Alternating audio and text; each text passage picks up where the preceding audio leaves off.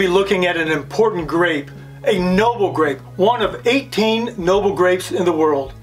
These noble grapes are the backbone of the entire wine industry, and most people have never heard of even half of them.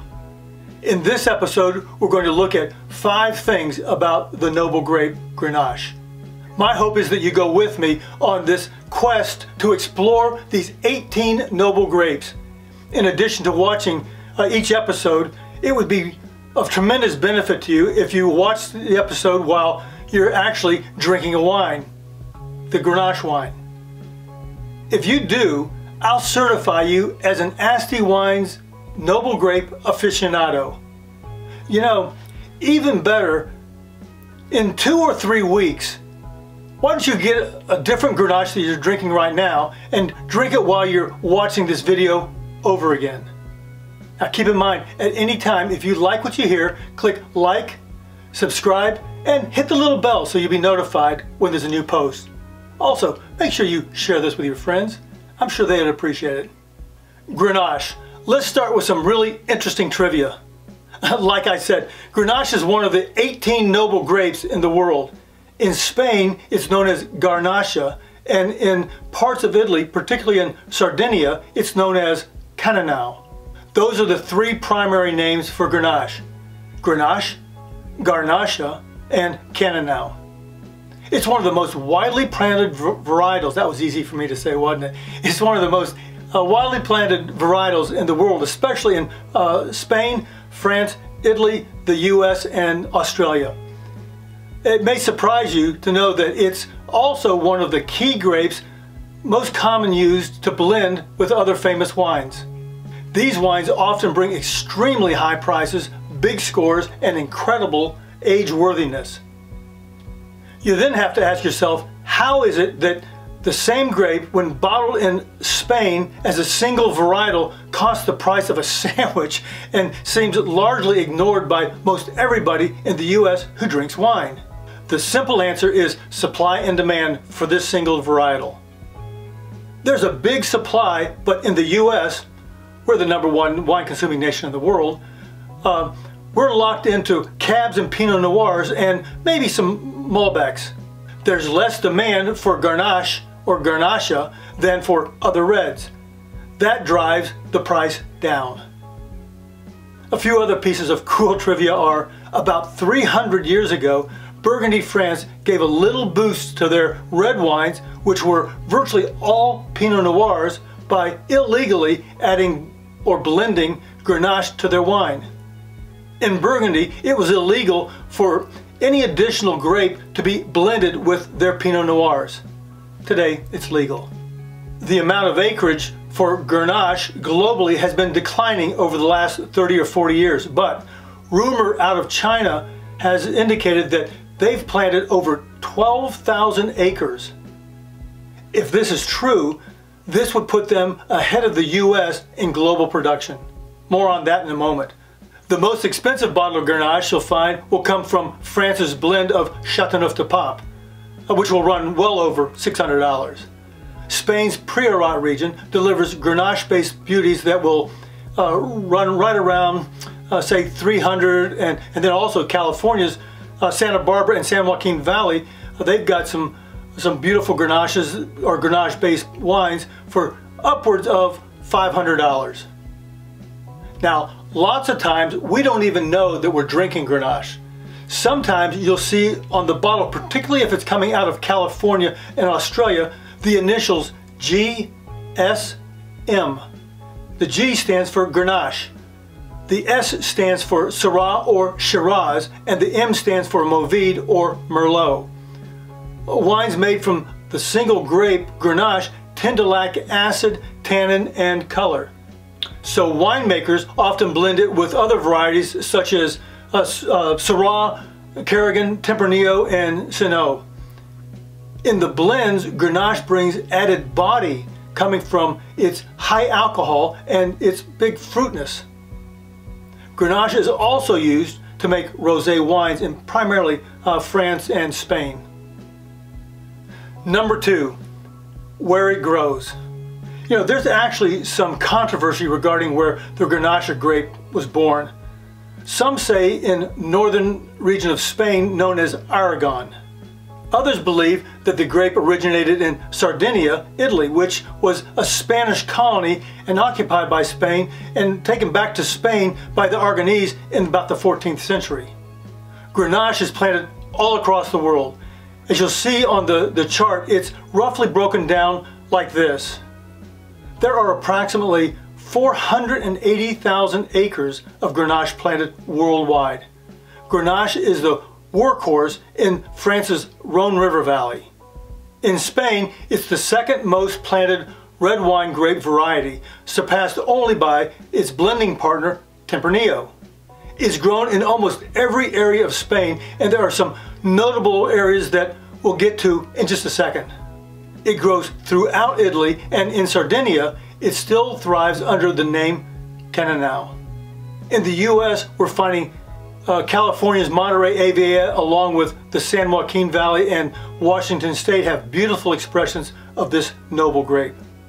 Everyone is keeping their eye on China, Mexico, and Israel as they jump in and start crushing the Grenache grape. We're covering a lot of ground. Are you doing all right there? Is this information helpful? If it is, let me know in the comments below, or just write Asti. Number 3. Where to find Grenache. The simplest way to find a beautiful Grenache is to shop by country of origin, or better yet, look for specific growing regions.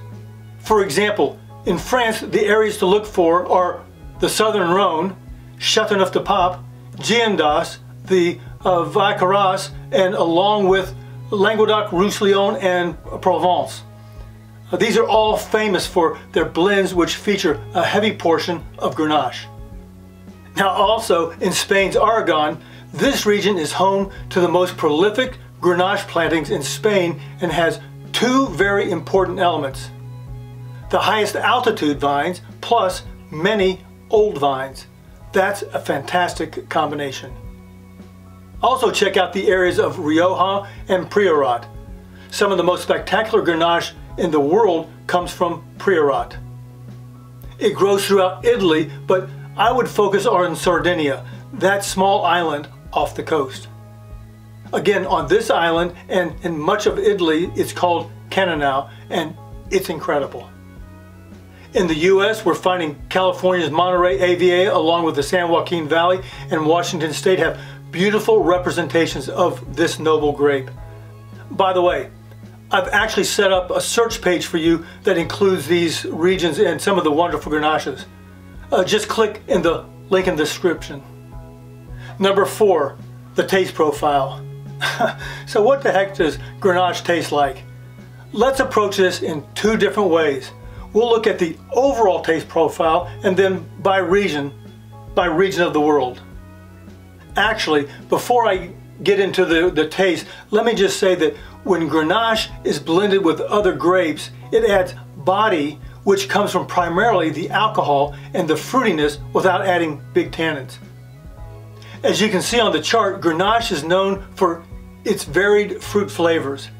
It has medium tannins, which makes the wines very approachable for both new wine drinkers and seasoned veterans, and you'll find anything from medium to big alcohol.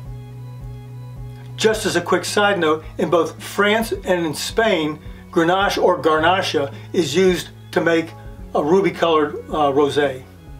Let me briefly touch on the different taste profiles. As we look at these, make mental note of which flavors are most appealing to you. Then, when you're buying, you can filter out the regions of flavor profiles that don't appeal to you. Here we go. France's Southern Rhone region is known for its Grenache-based wines. Grenache produces a sweet juice that almost has a jam-like consistency when very ripe. You can see the other flavors on the chart. Spanish Grenache. Some of the warmer regions of northern Spain produce grapes with a higher level of sugar. The sugar is converted into alcohol, so there will be a higher alcohol level and thus a bigger, fuller body wine. In addition to the many overarching flavors, it's not unusual to pick up some of the flavors that you see here. Also, The younger vintage wines will have softer blackberry fruits, while the older vintage wines will have notes of, say, tar and figs. Now, Italian Grenache or Cannonau in much of Italy, especially from Sardinia, will find deep-colored, full-bodied red wine with alcohol levels hovering around 15%. Other parts of Italy, you'll find the alcohol level somewhere between 13.5% and 14.5%. You'll see the basics of the Italian profile outlined on the chart. U.S. Grenache. American Grenache is both fruit-forward and aromatic with crisp acidity. Unlike the Old World Grenache with herbal aromas and flavors, in the U.S. there's more licorice and flowers. Here in the States, to satisfy our palates, Syrah is typically blended to add more tannins and build up the flavor. Number 5. We'll quickly look at some food pairings. Now, Grenache is a remarkably fruit-friendly wine. That was easy for me to say. In general, it does best with Spanish dishes like paella, long, slow-cooked roast beef, lamb, and pork, and even cooked tomato sauces. You can definitely get away with grilled meats, including white meats like chicken and turkey. The spice in Grenache makes it a perfect pairing with spice and herb-heavy dishes like roasted meats, vegetables, and a variety of ethnic foods. You can't go wrong if your meals have exotic spices like cumin, allspice, and Asian 5-spice. Here's something else you might find interesting. A lighter alcohol Grenache served slightly chilled can actually help reduce the burning of spicy foods. Dishes that combine with fruits and meats like braised lamb with prunes will also nicely pair with Grenache. Remember, you can get 1 or 2 Asti Wine Consultants Noble Wine certifications.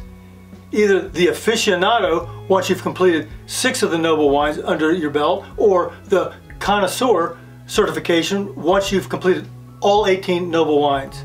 For either, you'll need to also watch the introductory episode. There's more information available in the description below. Well, there you have it. Everything you need to know about the noble wine Grenache. Thanks so much for investing the time to watch this video. If you got something out of it, let me know in the comments below. And don't forget to hit like, subscribe, and ring the little bell to be notified when I post other videos. Well, there you have it. Thanks again for being with me. Make sure you watch these other videos, and remember to hit like and subscribe if you got something out of this video. Until next time, cheers.